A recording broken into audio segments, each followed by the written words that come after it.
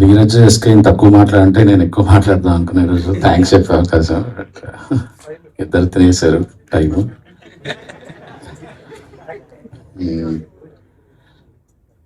ఒక్కొక్క మంచి అంటే నేను ఇది నా 5th ఫిలిం యాజ్ ఎ రైటర్గా, ప్రొడ్యూసర్గా 4th ఫిలిం. ఒక సినిమా మంచి సినిమా తీస్తున్నప్పుడు ఇట్లా నేచర్ హెల్ప్ చేస్తుంది. అది నేను చాలాసార్లు గమనిస్తా వచ్చాను అనమాట.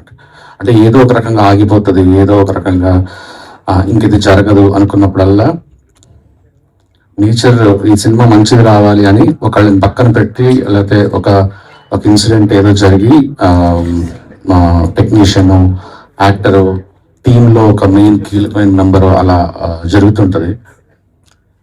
ఈ సినిమాకి రవి ఎంత లక్కీ అంటే ప్రతి ఒక్కళ్ళు, ఎడిటర్ సంతు దగ్గర నుంచి డైరెక్షన్ డిపార్ట్మెంట్ సారథి గారు, లక్కీ, కెమెరామెన్లు, ప్రొడ్యూసర్లు, ప్రతి ఒక్కళ్ళు ఈ సినిమా మాది అనుకొని పనిచేశారు.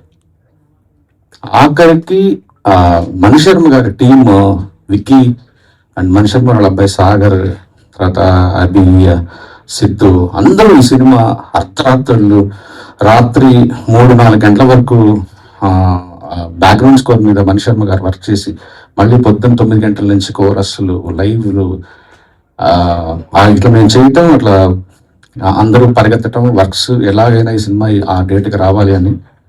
సారథి గారు ఆయన ఏజ్కి అసలు నిద్రపోకుండా అన్నపూర్ణ స్టూడియోలోనే ఆ టేబుల్ మీద అక్కడే ఆ సోఫాలోనే కూర్చొని నిద్రలేక రవి గెలవాలి, మంచి సినిమా బయటికి రావాలి రవి దగ్గర నుంచి అని ప్రతి ఒక్కళ్ళు ఈ సినిమా హెల్ప్ చేశారు. నాకు అప్పుడే తెలిసింది. అంటే నేను పర్సనల్గా నేను కూడా ఒక కో డైరెక్టర్ లాగా రవికి నాకే నేను సినిమా మంచి రేట్ కమ్మాను, సినిమా డీసెంట్గా వర్కౌట్ అయిపోతుందని తెలిసినా కూడా నాకు ఎందుకో రవి విజన్ చూసినప్పుడు, రవి ప్యాషన్ చూస్తున్నప్పుడు, అంటే నేను కూడా ఏదన్నా చేయాలి సినిమా కోసం అని నేను కూడా వెళ్ళి కూర్చునేవాడిని, తనకి ఏదన్నా హెల్ప్ కావాలంటే చేసేవాడిని. కారణం బేబీ తర్వాత ఒక మంచి సినిమా, ఖచ్చితంగా ఒక మంచి సినిమా అయితే వాళ్ళ ఆ రేంజ్లో బ్లాక్ బస్టర్ అవన్నీ పక్కన పెడితే తిట్టించుకోవద్దు. వీళ్ళు 1 ఫిల్మ్ వండర్ గాళ్ళు కాదు. ఎస్కేఎన్ కానీ, సాయి రాజేష్ కానీ, వీళ్ళు మళ్ళీ రాయగలరు, మళ్ళీ మంచి సినిమా తీయగలరు అనేది లోపల చాలా ఉండింది నాకు. నేను అందుకే మధ్యలో చాలా ఇష్యూస్ అయినాయి ఫైనాన్షియల్గా కానీ, కొన్ని జిమ్మికల్ కానీ ఏవో చేసేవాళ్ళు అందరూ. నాకు ఒక కాన్ఫిడెన్స్ పక్కా ఉండేది. అంటే ఎస్కేఎన్ చెప్పినా నేను పెద్ద టెన్షన్ తీసుకోలే. ఎందుకు తీసుకోలేదంటే నేను సూపర్ కాన్ఫిడెంట్ ఏంటంటే ఈ సినిమా నాకు చాలా ఎపిసోడ్లు, బేబీ కంటే కూడా బెస్ట్ ఫిల్మ్ అనే ఫీలింగ్ యాక్చువల్లీ. చాలా ఎపిసోడ్ సినిమా పరంగా కూడా ఇది చాలా బేబీ కంటే కూడా మంచి సినిమా అని నమ్మాను యాక్చువల్లీ. నేను కథ నేను రాసి ఉండొచ్చు, కానీ ఇంత ఓన్ చేసుకొని ఒక డైరెక్టర్ తనది కాని కదా ఓన్ చేసుకొని ఇంత అద్భుతంగా తీయటం అనేది మేబీ ఈ సినిమాకి నేను డైరెక్టర్ అయితే కూడా ఇంత బెస్ట్ వచ్చినది కాదు షూర్గా. నాకు మధ్యలో ఎస్కే ఈరోజు కొద్దిగా రవి చాలా డేస్ ఎక్కువైపోతున్నాయి చూడు ఒకసారి నువ్వు అంటే, నేను ఫస్ట్ హాఫ్ చూశాను. నేను ఏదో షూటింగ్కి కూడా వెళ్ళలేదు. ఫస్ట్ హాఫ్ చూసిన వెంటనే చెప్పేశాను వదిలేసాను డైరెక్టర్ని, ఫుల్ ఫ్రీడమ్ ఇవ్వండి. నువ్వు ఏమాత్రం అతని వర్క్లో వేలు పెట్టినా కూడా ఒక మంచి సినిమా రాదు ఫర్ షూర్. ఇది అసలు ఈ రవికి అసలు మన బ్రెయిన్ అక్కర్లేదు ఈ సినిమాకి, వదిలేసేయండి అని చెప్పాను. ఈరోజు రవి బయట అసలు especially women they love your film.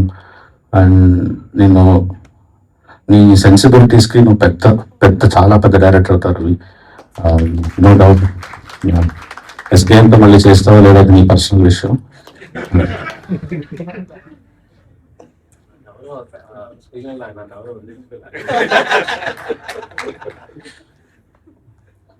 ఎంత ఎంత కనెక్ట్ అయిపోయిందా అంటే ఈ సినిమాకి నేను నా సొంత సినిమా లాగా ఫీలింగ్ ఉందన్నమాట. అంటే నేను నా సొంత సినిమా అంటే ప్రొడ్యూసర్గా కాదు, కథకి, పాత్రలకి. నాకు ఇందాక ఇక్కడ కూర్చుంటే అనేవి వీళ్ళిద్దరు ఇంకా పక్క పక్కన చూస్తుంటే బ్రెయిన్లో అనమాట. అంటే ఇప్పుడు నిజంగా రియల్ లైఫ్లో నివి ఉంటే, నివికి ఒక కష్టం వస్తే, అంటే క్లైమాక్స్ తర్వాత తెలుసు కదా, కష్టం వస్తే మళ్ళీ స్టీవెన్ రాకుండా ఉంటాడా, ఇట్లా బ్రెయిన్ చూస్తుంటాడా, తనకి ఏమైనా ప్రాబ్లం వస్తే తనకు ఆ ప్రాబ్లం తీస్తుంటాడా.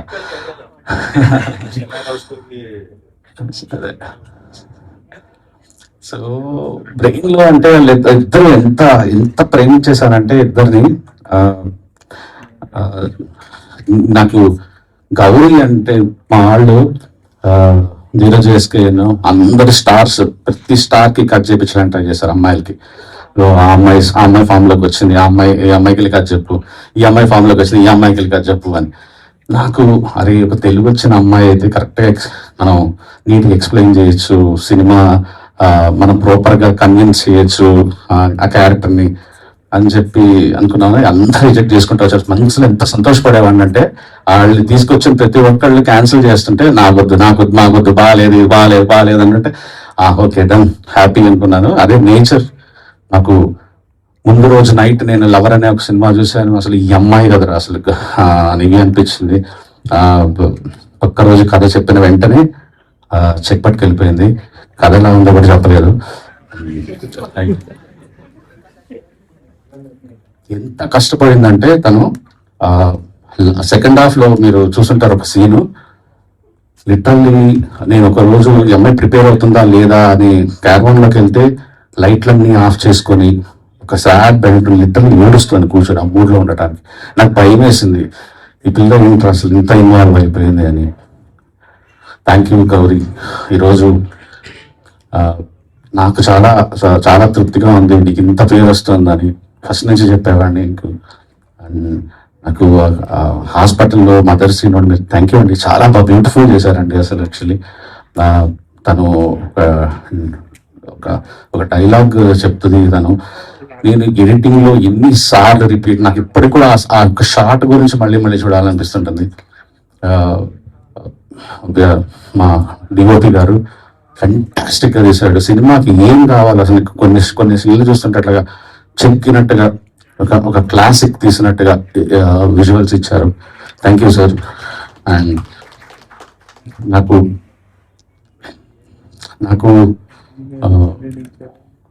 పాటలు రాసేవాళ్ళంటే వాళ్ళు ఒక చాలా పెద్ద, వాళ్ళు ఎక్కడొచ్చి అలా పైనుంచి ఊడి పడతారు అనే ఒక ఫీలింగ్ ఉంటుంది అనమాట. అంటే అది మనకు సంబంధించింది కాదు, అది ఎవరు పడితే అది చేయలేరు, ఎవరో వాళ్ళు అంత చాలా వాళ్ళు ఒక లో యాంగిల్లో చూస్తాను వాళ్ళు ఇట్లాగా. నాకు అలాగా నా కెరియర్లో నేను సంపాదించుకున్న మంచి స్నేహితుడు బ్లైండ్గా అనంత్ గారికి కథ చెప్పేసి ఆయన ఫీడింగ్ చేస్తే నేను ఒక్క మొక్క కూడా దిద్దను, అడగను. ఎందుకంటే నా పనితో ఆయన పనితో పాటు నా పని కూడా, నా స్ట్రెస్ కూడా, అందరి స్ట్రెస్ కూడా తీసేసుకొని నాకు అవసరం లేదన్న ఇంతకంటే బెస్ట్ అంతగా గొప్ప లిరిక్స్ ఇస్తాడు అనంత్ గారు. మా ఫిల్మ్ఫేర్, ఐఫా, సైమా 3 ఓ 2 ప్రేమ మేఘాలతో కొట్టిన తర్వాత మళ్ళీ నాకు ఫుల్ కార్డ్ మొత్తం అన్ని పాటలు అనంత్ గారు రాసిచ్చారు. Sir thank you so much. And last cinema మొత్తం చూసి చిరునవ్వుతో అనే పాట రాసినప్పుడు కళ్ళల్లో నీళ్లు తిరిగినాయి. ఐ థింక్ ఈరోజు రిలీజ్ అయింది ఆ సాంగ్. అందరూ చూడండి, సినిమాలో గ్రేటెస్ట్ సాంగ్ అది. ఎంత మంచి లిరిక్స్ చెప్పలేను నేను. And thank you sir. Thank you sir కూడా అన్ని అవార్డులు గెలవాలని కోరుకుంటున్నాను. దేవి అన్ని ఫిలిమ్స్కి తనే costume designer. Good job Devi. And మమ్మల్ని భరించిన మా విశాల గారు, ఎందుకంటే మొత్తం టీం అందరూ ఎస్కేని భరించాలి. పాపం నన్ను నా టెంపర్ని భరించే ఫస్ట్ వ్యక్తి తను. నిఖిల్ గారు thank you so much sir, beautiful actor. మళ్ళీ తొందరలో ఇంకో మంచి సినిమా చేద్దాం అనుకుంటున్నాను. అండ్ మా త్రిగుణ్, నేను రాసుకున్నప్పుడు నాకు ఎందుకో త్రిగుణ్ తెలుస్తానే ఉన్నాను. చాలా ఇయర్స్ నుంచి ఫ్రెండ్స్ మేము. నేను చెప్పాను, నీ నీ గౌరవం అయితే తీయను, నీ ఇమేజ్ తగ్గించను, దానికి నా ఫ్రెండ్ నేను మోసం చేయను కదా, నన్ను నమ్మి చేసేసేయన్నాను. బట్ తను కూడా నన్ను అన్ని కండిషన్స్ పెట్టలేదు. Thank you sir, people loving you in the theatre. And ఈ సినిమాకి నేను ఎస్కేఎన్ ప్రొడ్యూసర్లు అనుకుంటాం, కానీ Dheeraj is a real producer. నిజంగా అంటే ఊరిని పని చేయించుకోలేదు, ఆయన కూడా షేర్ ఉంది సినిమాలో.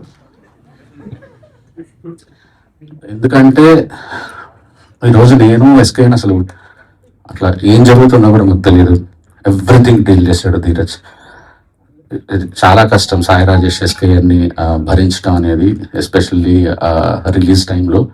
ధీరజ్ నిజంగా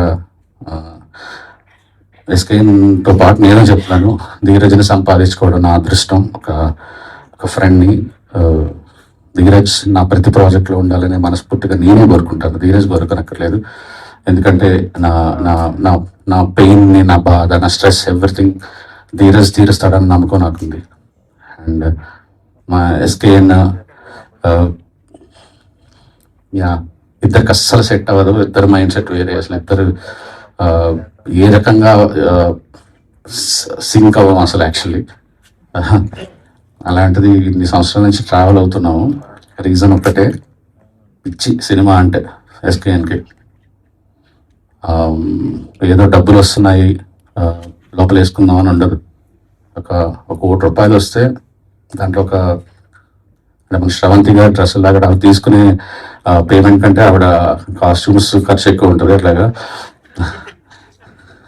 అలాగే మా ఎస్కేఎన్ డబ్బులు వస్తే సినిమా మీద ఎంత వస్తే అంత సినిమా మీద పెట్టేస్తాడు. తర్వాత అంటే ఫస్ట్ ముందు హిట్ కావాలి, ముందు బ్లాక్ బస్టర్ కావాలి. నాకు కానీ ఎస్కేఎన్ కాదు, ఒక్క కామన్ థింగ్ అదే ఉంటుంది, ఏంటంటే హిట్ కొట్టాలి, హిట్ కొట్టాలి, హిట్ కొట్టాలి. ఇది ఒక్కటే లోపల ఇద్దరిని నడిపిస్తుంటుంది. అందుకే మేము ఇద్దరు ఇంత ట్రావెల్ చేస్తున్నాం. ఇంకా ఈ జర్నీ ఇలానే ప్రశాంతంగా ఉండదు తెలుసు. మంచిగా సక్సెస్ఫుల్గా కొనసాగాలని కోరుకుంటున్నాను. Thank you.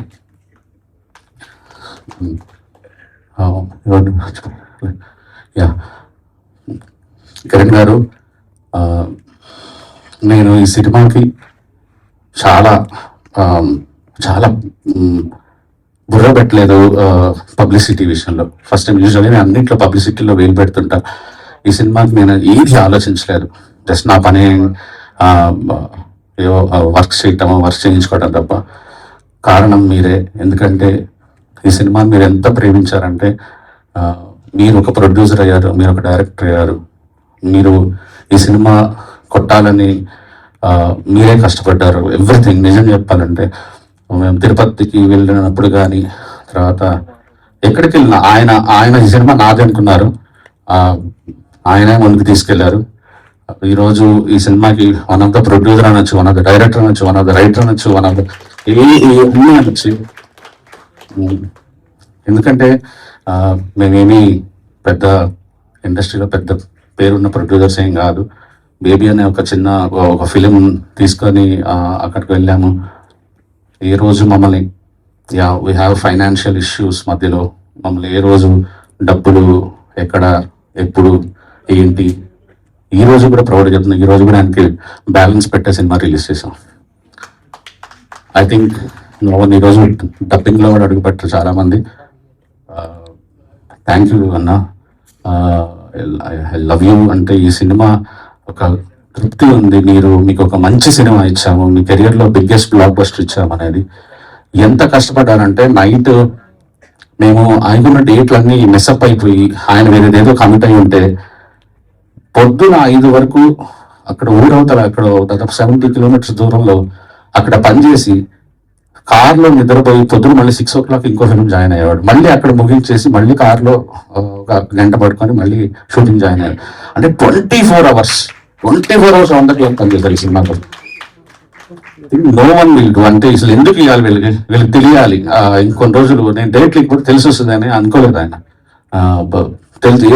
ఏదో ప్రాబ్లం వచ్చింది ఈరోజు, అందుకని ప్రొడ్యూసర్ సపోర్ట్ చేయాలి, డైరెక్టర్ సపోర్ట్ చేయాలి. నాకు తెలిసి Ravi is the most luckiest. ఇలాంటి హీరో దొరకటం అనేది ఒక డైరెక్టర్కి అదృష్టం. అంటే ఇంకా అదృష్టం నాకు కూడా రావాలని కోరుకుంటున్నాను. Thank you so much everyone media. ఈ సినిమాకి మీరు I don't know Vat like ఇంత పాజిటివిటీ, మీరు వేసిన ట్వీట్లు, మీరు సపోర్ట్ చేసిన విధానం, థ్యాంక్ యూ సో మచ్. ఎందుకంటే బికాస్ ఎస్కేఎన్ వల్ల అవ్వచ్చు, తన మీ ఫ్యామిలీలో ఒక మెంబర్ కాబట్టి, ఆర్ఎల్స్ ఏమో మీరు ఈ సినిమాని ఇంత ఓన్ చేసుకొని సపోర్ట్ చేశారు.